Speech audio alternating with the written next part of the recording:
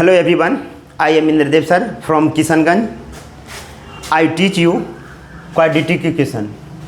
आज आप लोगों को क्वाड्रेटिक इक्वेशन के बारे में ऐसे विस्तार जानकारी देंगे कि आप लोग भी देखेंगे तो दंग रह जाएंगे। और जो भी स्टूडेंट हमको जानते हैं तो मेरा वीडियो को दूसरे स्टूडेंट के पास पहुंचाने का प्रयास करें।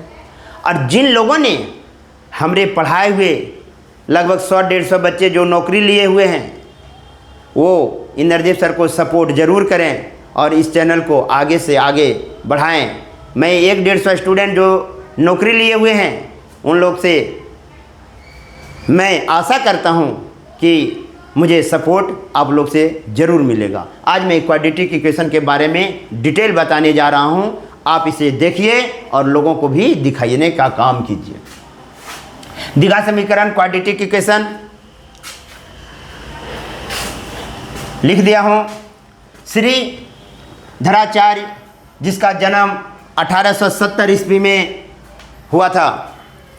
श्री धराचार्य प्राचीन भारत के एक महान वैज्ञानिक थे। इन्होंने शून्य की व्याख्या की तथा द्विघात समीकरण को हल करने संबंधित सूत्र का प्रतिपादन किया जो निम्न है। ठीक है, तो देख लिए कि हम लोग को किसने बताया द्विघात समीकरण को हल करने के लिए? श्री धराचार्य। तो अब यहाँ से हम लोग देख रहे हैं कि द्विघात समीकरण का रूप जो होता है ये है। द्विघात समीकरण का रूप क्या है? ax² + bx + c।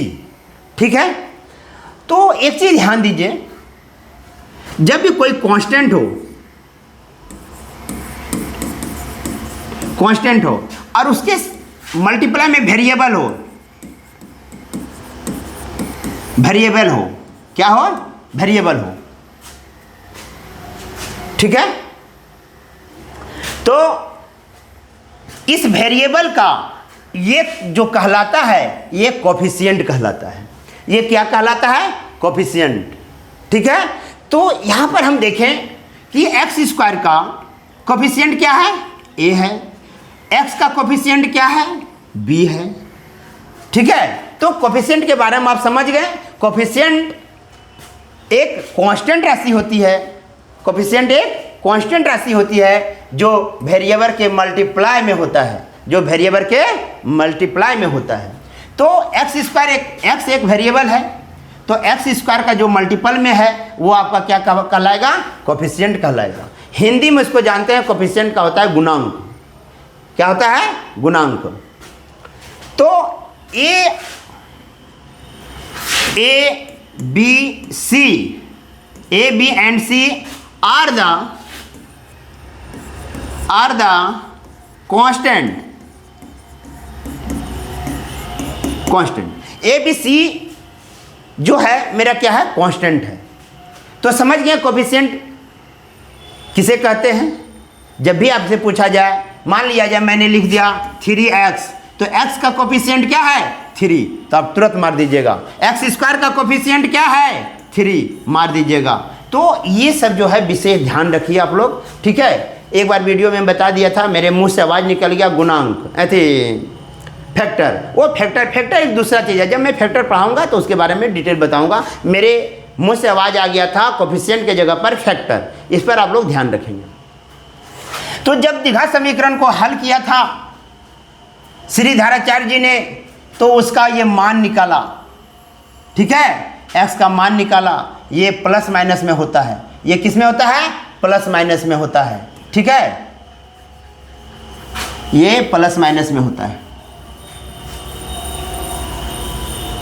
तो x का मान प्लस माइनस में होता है। किस में होता है? प्लस माइनस में। जब रूट चढ़ाएंगे तो एक प्लस में होगा और एक माइनस में होगा। x का मान एक प्लस में एक माइनस में, इसलिए हम लोग बोलते हैं इसका मान एक प्लस में होता है और एक माइनस में होता है। जो मान प्लस में होता है उसका नाम दिया हूं अल्फा, और जो माइनस में होता है उसका नाम दिया हूं बीटा। ये जरूरी नहीं है कि आप इसे अल्फा लें, आप इसको बीटा भी यूज कर सकते हैं, तब आपको इसको यूज करना पड़ेगा अल्फा। मतलब ये जो द्विघात समीकरण का कहने का मतलब है इसका दो हल। द्विघात समीकरण का कितने हल? दो हल, जिसका नाम दिया है एक अल्फा और एक बीटा। अल्फा आप कहीं भी रख सकते हैं, बीटा कहीं भी रख सकते हैं, उससे कोई लेना देना हमको नहीं है। यदि आप इसको अल्फा रखते हैं तो इसको आपको बीटा रखना पड़ेगा, इसको बीटा रखते हैं तो इसको अल्फा रखना पड़ेगा। एक ऐसा वीडियो में बना कर दूंगा आप लोगों को कि ये चीज कहाँ से आता है, इसके बारे में मैं डीपली नॉलेज दूंगा।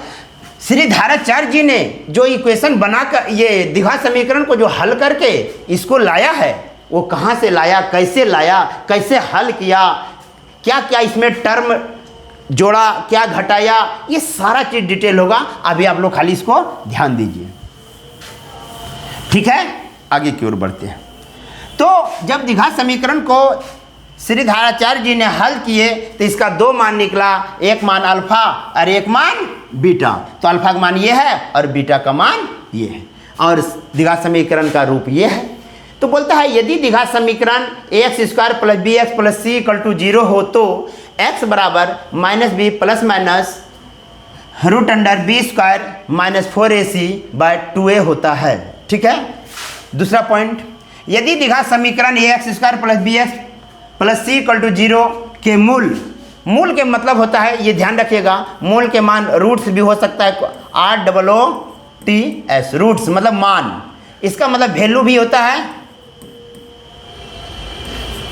वैल्यू भी याद रखिएगा, रूट्स भी होता है, इसका मान जीरोज भी होता है, याद रखिएगा, जीरोज मतलब भी होता है मान, ठीक है। इसका सब मान रखिएगा, वैल्यू भी होता है, रूट्स भी होता है, ठीक है। तो मूल मतलब मान अल्फा और बीटा है, तो अल्फा के जगह पर हम लोग ये ले लिए, बीटा की जगह पर ये ले लिए। फिर मैं कह रहा हूँ अल्फा के जगह पर आप बीटा को यूज कीजिए और बीटा की जगह पर अल्फा यूज कीजिए, उससे कोई लेना देना हमको नहीं है, ठीक है। आगे की ओर बढ़ते हैं। यदि द्विघात समीकरण ax square plus B X plus C equal to 0 के मूल अल्फा तथा बीटा हो तो देखिए भैया, मेरा कहने का सारांश यही है, यदि अल्फा और बीटा मतलब अल्फा का मान और बीटा का मान यहाँ जोड़ दीजिएगा दोनों का, और उसको यदि कैलकुलेशन कीजिएगा तो आपका आ जाएगा माइनस बी बाई, क्लियर। इसलिए इसको बोलते हैं मूलों का योगफल, सम ऑफ रूट्स, ठीक है, मूलों का योगफल। जब अल्फा और बीटा को जब आपस में गुना करिएगा, मान ये रख दीजिएगा अल्फा के जगह पर और ये रख दीजिएगा बीटा के जगह पर, तो दोनों को मल्टीप्लाई कीजिएगा तो c बाय a आएगा। इसका मतलब the multiply of the roots, ठीक है। तो रूट का दोनों का गुना जो होगा वो क्या आ जाएगा, c बाय a आ जाएगा, क्लियर। आइए अब आगे बढ़ते हैं। यदि द्विघात समीकरण ax square plus B X plus C का गुणनखंड इतना होता है, गुणनखंड जब इसको गुणनखंड करेंगे आप, इसको जब गुणनखंड करेंगे आपका गुणनखंड का रिजल्ट ये आएगा, जहां अल्फा समझ रहे हैं, बीटा समझ रहे हैं, ये a है, ये इसको अल्फा नहीं समझिएगा, ये मेरा क्या है, a है, अल्फा है ये और बीटा है ये a है, दिखने में लग रहा है अल्फा जैसा, लेकिन ये मेरा क्या है, a है। ये द्विघात समीकरण का हल है। यदि कोई द्विघात समीकरण आप लोग से गुणनखंड नहीं हो पाता है, अर्थात फैक्टर नहीं हो पाता है, उसको क्या करेंगे, इस समीकरण से अल्फा और बीटा का मान निकालेंगे और यहाँ पर मान पुट कर देंगे, वही उसका गुणनखंड होगा, क्लियर। तो इस पर ध्यान रखेंगे। कहाँ से ये सब आ रहा है मैं उस पर डिटेल में वीडियो बनाऊंगा, क्योंकि कंपटीशन बच्चे का उसको ये नहीं जानना है कि कहाँ से आया, उसको थोड़ा याद रखना है। और 10th क्लास विद्यार्थियों को और 9th क्लास विद्यार्थियों को ये सब थोड़ा जानना होगा कि ये कहाँ से आया है। अल्फ़ा प्लस बीटा का मान रख के हल कैसे करेंगे, अल्फ़ा इंटू बीटा का मान रख के हम लोग हल कैसे करेंगे जो ये आ जाए, और अल्फ़ा प्लस बीटा का मान ये आ जाए, हल करके मैंने बताऊंगा एक वीडियो में। फिर ये भी बताऊंगा कि इसको जब मैं फैक्टर करूंगा तो मेरा यही आएगा। मैं अभी टू द पॉइंट पढ़ा रहा हूँ कि द्विघात समीकरण में क्या क्या होता है। आगे बढ़ता हूँ।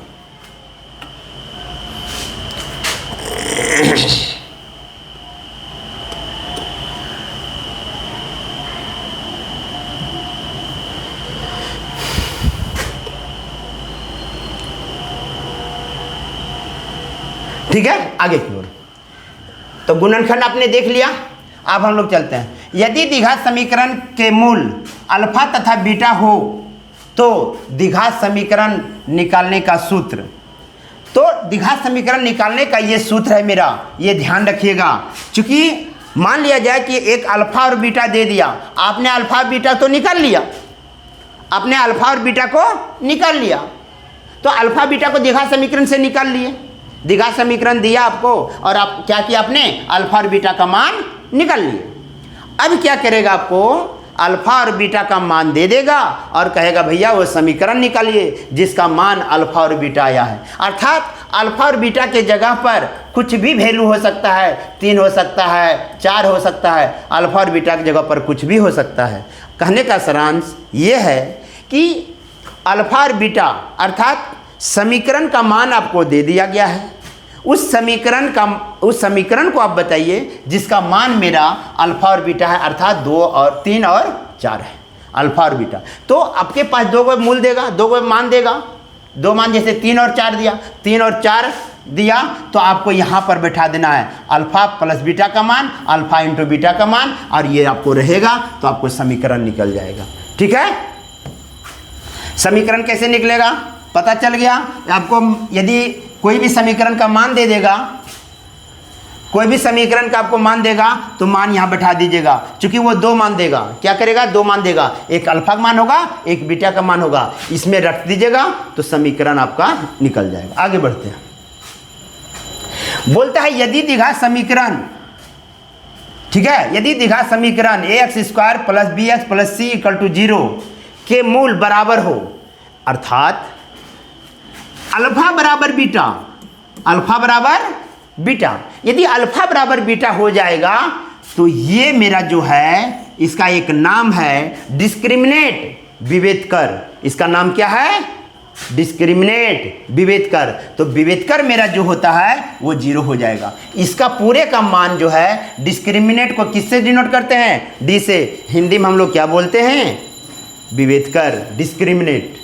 ठीक है, जब दोनों का मूल आपस में बराबर हो जाएगा, जब बराबर हो जाएगा तो मेरा डिस्क्रिमिनेट क्या हो जाएगा, 0 हो जाएगा। तो वही बोलता है द्विघात समीकरण का मूल बराबर हो, मतलब अल्फा और बीटा दोनों इक्वल आ जाए तो मेरा डिस्क्रिमिनेट अर्थात विभेदकर वो क्या हो जाएगा, 0 हो जाएगा। आगे बढ़ते हैं।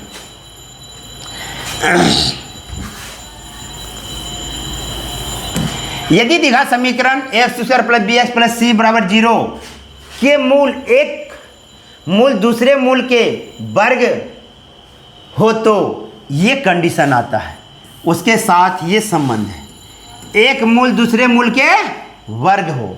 जैसे वहाँ बराबर था, यहाँ पर क्या है, मूल है। यदि अल्फा का मान x है तो बीटा का मान उसका वर्ग होगा, यहाँ बोल दिया है वर्ग। ठीक है, यदि वर्ग हो जाएगा तो उसके आधार पर इसका ये उसका संबंध है। ये संबंध को भी याद रखें। सारे पॉइंट पर हम अभी मैं खाली टू द पॉइंट बता रहा हूँ कि ये सब कंडीशन होता है, लेकिन कैसे होता है मैं उस पर एक डिटेल वीडियो आप लोग के पास भेजने का प्रयास जरूर करेगा इंद्रदेव सर आप लोगों को। ठीक है, आगे बढ़ते हैं। विभेदकर अभी डिस्क्रिमिनेंट बताया था। ठीक है, इसको हम लोग ये भी बोलते हैं विभेदक। इसको किससे द्वारा डिनोट किया जाता है, डी द्वारा निरूपित किया जाता है। अर्थात डिस्क्रिमिनेट का मान क्या होता है, b² - 4ac। डिस्क्रिमिनेंट क्या होता है, b² - 4ac। क्लियर। अब आते हैं एक 9 नंबर पॉइंट, डिग्री। डिग्री है बहुपद या समीकरण में चर का उच्चतम घात को डिग्री कहा जाता है। तो आप याद रखिएगा दोस्तों, x² जो द्विघात समीकरण होता है, द्विघात समीकरण का डिग्री जो होता है क्या होता है, 2 होता है। यदि कोई लिखा हुआ है 3x³ plus 2x² plus 3x plus 1 तो इसमें डिग्री हो जाएगा मेरा 3 हो जाएगा दोस्तों। ठीक है, तो डिग्री कहने का मतलब बहुपद या समीकरण में चर का जो एक्स वाई जो होता है वो चर होता है, ध्यान रखिएगा। जिसका मान बदलता रहता है उसको हम लोग क्या बोलते हैं, चर अर्थात वेरिएबल, जिसका मान बदलता रहता है। तो चर का उच्चतम घात को डिग्री कहते हैं। क्लियर हो गया? डिग्री किसे कहेंगे? यदि ऐसा कोई हो, ध्यान रखेंगे आप लोग, 3x⁴y, तो इसका मान एक, ये दोनों जोड़कर डिग्री बताया जाता है, थोड़ा ध्यान रखेंगे। ठीक है, आगे की ओर बढ़ते हैं। आप लोगों, यदि किशनगंज से आप लोग हैं तो आप मेरे कोचिंग में आइए और डिटेल से पढ़िए। ये तो हम लोग आपको धीरे धीरे मैं डिटेल पढ़ाऊंगा ही, लेकिन आपको और तीव्र गति से पढ़ना है तो मेरे कोचिंग में आइए। आगे बढ़ते हैं। अब एक लाइन पढ़ता हूँ, द्विघात समीकरण के मूलों की प्रकृति, नेचर बताना है द्विघात समीकरण। The nature of quadratic equation, मतलब क्वाड्रेटिक इक्वेशन द्विघात समीकरण का हम लोग को नेचर बताना है कि उसका नेचर क्या है, गुंडा है कि क्रिमिनल है कि क्या है। तो यहाँ पे गुंडा और क्रिमिनल की बात नहीं आएगी, यहाँ आएगी वास्तविक है, काल्पनिक है, ये सभी बात उसमें होगी। इसका नेचर को बताना है थोड़ा हम लोग को। ठीक है, आगे की ओर बढ़ते हैं, नेचर की ओर बढ़ते हैं।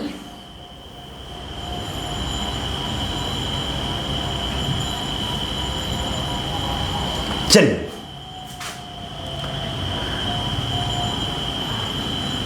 नेचर हम आप लोग के बीच डिस्कस करने जा रहे हैं, थोड़ा ध्यान दीजिए आप लोग। बोलता है द्विघात समीकरण के मूलों की प्रकृति, मतलब नेचर, द्विघात समीकरण के मूलों की प्रकृति विभेदकर पर निर्भर करता है। अरे भैया मेरे, निर्भर किस पर करेगा? डिस्क्रिमिनेट पर। किस पर निर्भर करेगा? डिस्क्रिमिनेट पर। डिस्क्रिमिनेट पर वो निर्भर करता है कि मेरा नेचर कैसा है। आगे बढ़िए। तो निर्भर करता है भाई, कैसे कैसे निर्भर? पहला पॉइंट, यदि डिस्क्रिमिनेट 0 से बड़ा हो, यदि डिस्क्रिमिनेट 0 से बड़ा हो, अर्थात d greater than 0, d greater than 0 हो, तो विभेदकर धनात्मक है। विभेदकर क्या मिलेगा आपको? धनात्मक। जब विभेदकर आपको धनात्मक मिल जाएगी, उसकी प्रकृति क्या मिलेगी? वास्तविक और असमान। ध्यान रखेंगे भाई मेरे, वास्तविक और असमान होगा। क्या? जब विभेदकर मेरा, अर्थात ये d का मान क्या? b² - 4ac ग्रेटर देन 0, इसका मान निकालना मेरे दोस्त। इसका मान निकालोगे तब आपको पता चलेगा 0 से बड़ा है या छोटा। यदि यह बड़ा हो तो उसका विभेदकर क्या होगा? वास्तविक और असमान। क्लियर? दूसरा, यदि d एक धनात्मक पूर्णांक पूर्ण वर्ग हो, d एक धनात्मक पूर्ण वर्ग हो, तो मूल की प्रकृति परिमेय और असमान होगा। पूर्ण वर्ग कहने का मतलब है कि d के मान 9 हो जाए, 16 हो जाए, 25 हो जाए, मतलब पूर्ण वर्ग हो, एक ऐसी संख्या हो, d का मान एक ऐसा संख्या हो जो एक पूर्ण वर्ग हो। तो जब पूर्ण वर्ग होगा d का मान, तब मेरा वो क्या होगा? अपरिमेय और असमान। क्या होगा? अपरिमेय, सॉरी, परिमेय और असमान। परिमेय और असमान। ठीक है। जब d का मान जब ऐसा आ जाए, 2 नंबर पॉइंट के बारे में चर्चा हो रही है, 16 हो जाए, 25 हो जाए, 36 हो जाए, 49 हो जाए, इस तरह का मान जब आ जाएगा d का, तो मेरा d जो है एक पूर्ण वर्ग होगा। क्या होगा? एक पूर्ण वर्ग होगा। और उस मूल की प्रकृति कैसी होगी? परिमेय और असमान होगा। परिमेय और असमान होगा। चलिए, ठीक है। अब जब पूर्ण वर्ग नहीं हो, अब ध्यान रखिए, d का मान जो है 3 आ जाए, 6 आ जाए, 7 आ जाए, इस तरह रूप में आ जाए मेरा d का मान। उस d का मान में जब ऐसा आ जाएगा d के मान, मतलब किसका मान? d का। d मतलब b² - 4ac। ठीक है, ये होता है d का मान। इसको बोलते हैं डिस्क्रिमिनेट, मतलब विभेदकर। इसका मान यदि इस रूप में आ जाए, धनात्मक होना ही चाहिए, धनात्मक होना चाहिए, ऋणात्मक नहीं, धनात्मक होना चाहिए। एक पूर्ण वर्ग आपको बता दिया। अब एक क्या होना चाहिए? पूर्ण वर्ग नहीं, पूर्ण वर्ग नहीं हो, पूर्ण वर्ग नहीं हो, मतलब इस तरह के रूप में हो, तब मेरा प्रकृति क्या हो जाएगा? अपरिमेय और असमान। अपरिमेय और असमान। ठीक है। चलिए, अब यहां पे आता हूं, ये पॉइंट नंबर चला गया वहाँ, ठीक है। ये 2 नंबर पॉइंट था, ये अब 3 नंबर हो गया। अब मैं बताऊंगा 4 नंबर आपको। यदि डी का मान, ये 4 नंबर पॉइंट है, थोड़ा ध्यान रखिएगा, नंबर उधर चला गया है। यदि डी बराबर 0 हो जाए, ध्यान देखिए, डी मतलब डिस्क्रिमिनेट मतलब विविध का 0 हो तो मूल की प्रकृति जो होगा वास्तविक और समान होगा, वास्तविक और समान। डी क्या है? डिस्क्रिमिनेट मतलब b² माइनस 4ac, क्लियर होता है। अब यहाँ से एक बहुत सोचने वाली बात है, डी का मान ऋणात्मक हो जाए भैया तो ये मेरा काल्पनिक हो जाएगा, ये मेरा काल्पनिक हो जाएगा। जब डी मेरा क्या हो जाएगा? ऋणात्मक हो जाएगा। डी का मान, मान लीजिए डी का मान -2, -8, -4 कुछ भी आ जाए तो वो ऐसे समीकरण की प्रकृति क्या होगी? काल्पनिक, मतलब असली नहीं होगा, डुप्लीकेट होगा, मतलब काल्पनिक होगा, ठीक है। इस पर विशेष ध्यान रखिए दोस्त, बहुत मेहनत लगता है आप लोग को पढ़ाने में, ठीक है। बाप का पैसा बर्बाद नहीं करना है भैया मेरे, बाप का पैसा वसूल करना है आप लोगों को, इसलिए मेहनत बहुत ज़रूरी है दोस्तों, ठीक है। आगे की ओर हम बढ़ते हैं।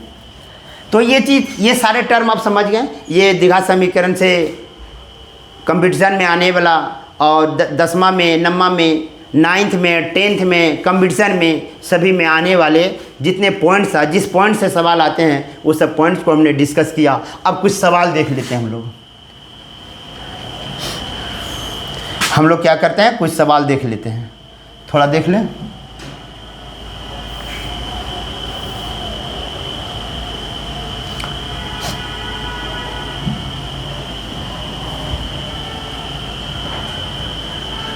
चलिए अब देखिए भैया मेरे, 1 नंबर ऑप्शन यहाँ पे है, ध्यान देखिएगा। बोलता है समीकरण x² + 11x + 30 = 0 हो तो मूलों का मान क्या होगा? मूल का मान पूछना है तो आप 11 को तोड़ दीजिए 6 और 5 में, 6 और 5 में तोड़ दीजिए, ठीक है। अब पहला स्टेप। दूसरा स्टेप में क्या करना है, 11 का जो x² का जो कोफिशिएंट होगा उससे आपने भाग दीजिएगा, और नेक्स्ट टर्म में इसका साइन को चेंज कर दीजिएगा दोस्तों। मैंने ये पिछले वीडियो में ये बता चुका हूँ, पिछले वीडियो में बता चुका हूँ, इसलिए इसका आंसर क्या हो जाएगा? सी इज द करेक्ट आंसर। मैं सबका आंसर रख दिया हूँ क्या क्या है, ठीक है, ध्यान दीजिएगा। पहला का मार दिया ऑप्शन, समीकरण इतना के मूलों की प्रकृति। मूल की जब भी प्रकृति की चर्चा हो तो आपको पहला काम करना है b² माइनस 4ac का मान निकालना है दोस्तों। b का मान क्या है? 2, a का मान क्या है? 2, 3 का c का मान क्या है? 3। यहाँ लिखिए 2 का स्क्वायर -4 गुना 2 गुना 3, तो यहाँ आ जाएगा 4 माइनस 24 बराबर -20। क्या आ गया? -20। तो -20 मेरा ऋणात्मक आया, -20 मेरा क्या आ गया? ऋणात्मक आ गया। और ऋणात्मक यदि मेरा डिस्क्रिमिनेट ऋणात्मक हो तो वो मेरा काल्पनिक बताता है मेरे दोस्त। क्या बताता है? काल्पनिक बताता है। दूसरा पहला हो गया, दूसरा हो गया, तीसरा पर आइए, इसका भी नेचर बताना है। जब भी आपको नेचर बताना पड़े, जब भी आपको नेचर बताना पड़े तो आपको डी निकालना है, डी निकालना है। जब भी नेचर बताना पड़ेगा तो आपको b² माइनस 4ac का मान निकालना है। अब देखिए b² का करेंगे यहाँ पे मान तो क्या हो जाएगा? 25 × 5 125 माइनस 4 × a का मान क्या है? 1 खत्म, यहाँ 30 रखेंगे, ठीक है। अब देखिए दोस्तों यहाँ 120 हो जाएगा, इसका मल्टीप्लाई 120, 125 में 120 चला जाएगा तो आपको 5 बचेगा। क्या बचेगा? 5 बचेगा। 5 कौन सी संख्या है? 5 कौन सी संख्या है? एक पॉजिटिव है और पूर्ण वर्ग नहीं है। पॉजिटिव है लेकिन पूर्ण वर्ग नहीं है। जब पॉजिटिव और पूर्ण वर्ग नहीं रहेगा तो यहाँ से समीकरण का नेचर पूछता तो नेचर हम लोग बता देते कि यह जो है क्या है? बोलिए, ये क्या है? अपरिमेय और असमान। यदि नेचर पूछता तो हम लोग क्या बताते, अपरिमेय और असमान। क्लियर। लेकिन यहाँ पूछ दिया है क्या, हल करने के लिए पूछा, मान पूछा, तो इसको मैंने तोड़ेंगे। किस रूप में तोड़ेंगे, जो कि मल्टीपल गुना करने पर क्या आ जाए। तो देखिए 2√5 और 3√5 हमने तोड़ा, दोनों को गुना करने पर 30 आ जाएगा और जोड़ने घटाने पर मेरा 5 आ जाएगा। समझ में आ रहा है आपको। ये 2√5 और 3√5 हम लोग 1 से भाग देंगे, यहाँ भी 1 से, क्योंकि x² का कोफिशिएंट मेरा क्या है, 1 है, 1 है। तो अब यहाँ से क्या होगा दोस्तों, अब यहाँ साइन चेंज करेंगे, -2√3 और एक कोमा हो जाएगा 2√5 और कोमा -3√5, ये दो गो हो जाएगा, एगो 2√5 -2√5 और -3√5। करेक्ट आंसर आपका क्या मिलेगा, बी। आगे बढ़ते हैं। बोलता है इस समीकरण का मान बताइए। अब देखिए ये दोनों को गुना कीजिए आपस में, क्या मिल जाएगा, 15। क्या मिला आपको, 15 मिल गया, 15 मिल गया। आप 15 को ऐसे तोड़िए जो कि जोड़ने घटाने पर क्या आ जाए, 2 आ जाए। तो 15 को हम लोग क्या तोड़ेंगे, 5 और 3, गुना करने पर 15 और जोड़ने पर, इसको माइनस ले लीजिए, जोड़ने घटाने पर देखिए गुना करने पर -15 आ रहा है। ये दोनों को गुना कीजिएगा क्या आएगा, -15 आ रहा है। तो हम लोग भी इसको दोनों को गुना करेंगे, -15 आ जाएगा। इस दोनों को जोड़ेंगे तो 2 आ जाएगा। इसका मतलब अगला क्या कंडीशन रहेगा, √5 से भाग देना। डिटेल में बता देता हूँ इसको।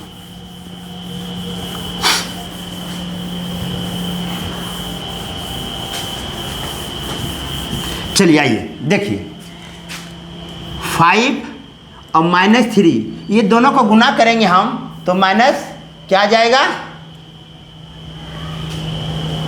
-15 आएगा।